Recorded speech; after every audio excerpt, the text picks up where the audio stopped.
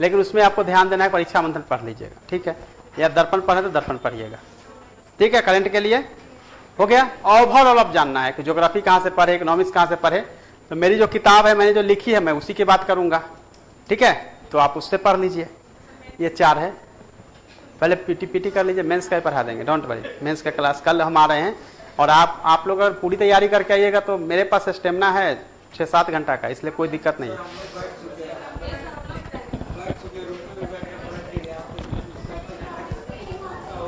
ठीक है, रुके बताते हैं, रुके। ये रहा बीपीएससी का, ठीक है, ये रहा बीपीएससी का, लेकिन चूंकि सबको पढ़ना पड़ेगा एक एक करके, ओके।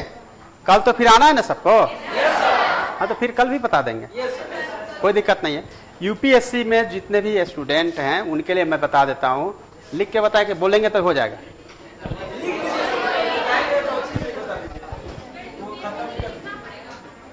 ये ले लीजिए,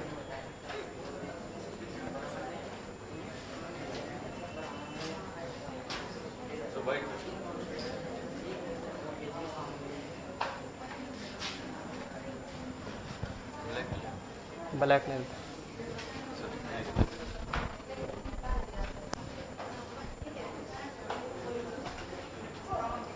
ले लीजिए, ब्लैक।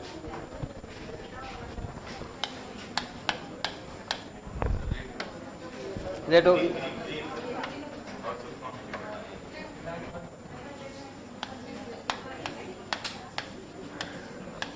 चलो यूपीएससी की बात पहले कर लेते हैं, ठीक है। चलो हिस्ट्री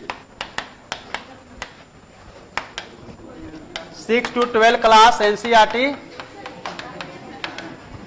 प्लस बिपिन चंद्रा और प्लस नितिन सिंघानिया। नितिन सिंघानिया की हिस्ट्री एंड कल्चर जो है वो वाली पढ़नी है। ये हो गया हिस्ट्री का, क्लियर, लिख लिए सब लोग। चलिए नेक्स्ट आते हैं सब्जेक्ट पर। ज्योग्राफी नितिन सिंघानिया। ज्योग्राफी में आते हैं 6 to 12 क्लास एनसीईआरटी,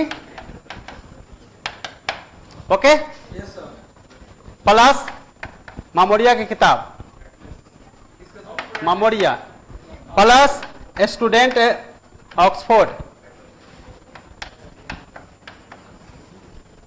एटलस। बस इतनी किताब पढ़नी है ज्योग्राफी के लिए, क्लियर है? लिखा कि नहीं लिखा? अरे अभी लाइव हो रहा है, आप लोग ऐसा करो ना कि बाद में स्क्रीनशॉट मार के रख लेना अपने पास, ठीक है, ठीक है। चलिए अब चलते हैं हम पॉलिटी की तरफ, ओके। 11th क्लास का एनसीईआरटी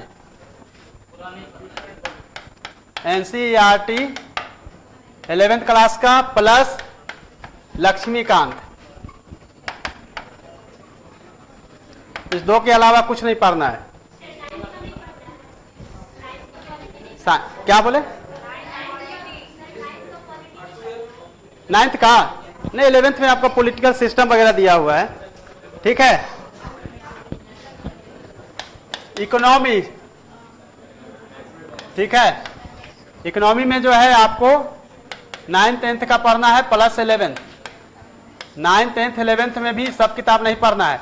ये नहीं कि माइक्रो इकोनॉमिक्स माइक्रो पढ़ रहे हैं, इंडियन इकोनॉमिक जो किताब है इसके अलावा मत पढ़िएगा 11th में, इसका नाम ही इंडियन इकोनॉमी, ठीक है।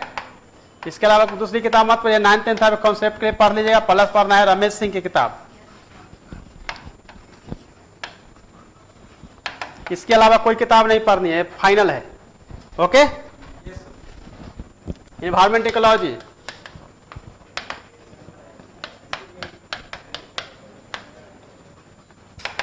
इन्वायरमेंट इकोलॉजी जो है शंकर आईएएस, इनकी नोट्स पढ़िए चाहे बुक पढ़िए, दोनों में से जो भी पढ़ना हो उसको पढ़ लीजिए। और प्लस पढ़ना है आपको साइंस का लास्ट का चैप्टर है दिया हुआ, नहीं बायोलॉजी में दिया हुआ है, ठीक है, 11th में है, ठीक है, लास्ट के 5 चैप्टर, इसको आपको पढ़ना है। Environment ecology clear, history geography polity economy, environment ecology and देखिए करेंट के लिए बहुत सारा है, द हिंदू पढ़ सकते हैं, हिंदी के लिए आपको पढ़ना है दैनिक जागरण, लेकिन ये राष्ट्रीय संस्करण नेशनल वाला, नेट से पढ़ सकते हैं। जनसत्ता, ये कोई भी एक, सब नहीं पढ़ना है। योजना, इंग्लिश हिंदी दोनों में से कोई। कुरुक्षेत्र, इंग्लिश हिंदी दोनों में से कोई। ठीक है, ठीक है। अब बात हो गई कि आपको पढ़ना होगा, करंट कंपाइल करना है तो 365 विजन, विजन IAS, ये रहा पूरा का पूरा आपका करंट का। ठीक है, बाकी मैं आपको आगे क्लास में बता दूंगा कि कौन कौन सा कहां से छोड़ना है, कहां से आपको पकड़ना है। ठीक है, तो ये 7 सेक्शन है जहां से क्वेश्चन आता है।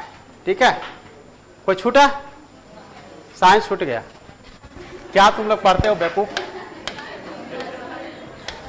ठीक है, 9th 10th NCERT,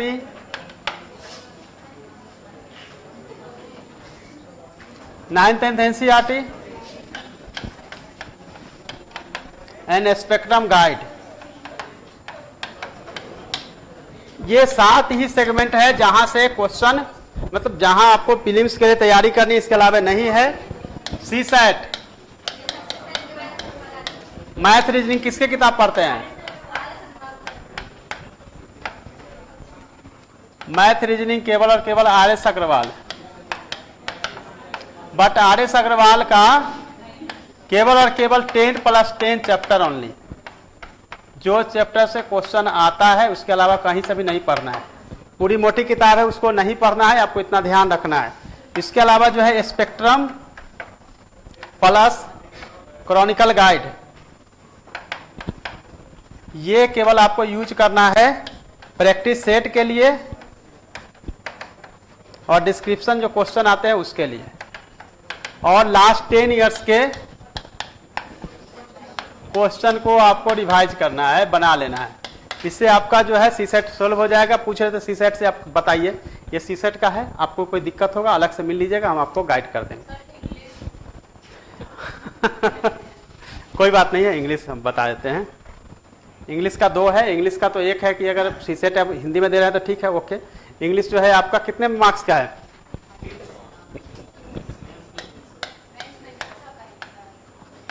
सारे पेपर जो है वो है 250 का, ये है 300 का। ठीक है ना, आपको सबसे पहले लिखना है एस्से। एस्से की किताब जो है वो स्पेक्ट्रम की आती है, ओके। रेन मार्टिन की किताब जानते हैं? नहीं जानते हैं तो लेना पड़ेगा। ये रेन मार्टिन की किताब है जिसमें कि पिक्चर के माध्यम से आपके इंग्लिश को ठीक किया जा सकता है। इसको भी ठीक करने के लिए ग्रुप में पेयर लर्निंग करके आपको अपनी इंग्लिश को जो है बेटर करना पड़ेगा। ये आपका 2 लिखना है, कंप्रेहेंशन है जिस पे आंसर देना है। तीसरा पॉइंट वो है प्रेसिज राइटिंग है, और उसके बाद जो है हिंदी से इंग्लिश, इंग्लिश से हिंदी, है ना, इंग्लिश से हिंदी, हिंदी से इंग्लिश दोनों बनाना है। और फिर 50 मार्क्स का, आई थिंक 50 मार्क्स का ही ग्रामर है। बहुत सिंपल है, बहुत मुश्किल नहीं है, इंग्लिश आराम से आप कर सकते हैं। लेकिन बहुत बेसिक इंग्लिश में दिक्कत हो रहा है तो अलग से मिलेगा, आपको मैं गाइड कर दूंगा। ये रहा मेंस का, बताते हैं। जो प्रीलिम्स में बताया गया वो तो पढ़ना ही है, मेंस के लिए थोड़ा थोड़ा जो है अलग डिफरेंस है।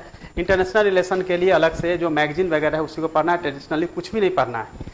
इकोनॉमिक्स में भी खास तौर से ध्यान देना है कि हमको RBI देखना है, नेशनल इनकम देखना है। 5 ईयर प्लान एकदम नहीं पढ़िएगा, नहीं क्वेश्चन आने वाला है। मोटी मोटी किताब है इकोनॉमिक्स की, लेकिन पढ़ना है जो अप्लाइड, जो करेंट से रिलेटेड इकोनॉमिक्स होते हैं वहीं से क्वेश्चन आते हैं। बिल्कुल क्वेश्चन नहीं आता है कि आप मोटी मोटी किताब को पढ़ रहे हैं, टाइम किल करें।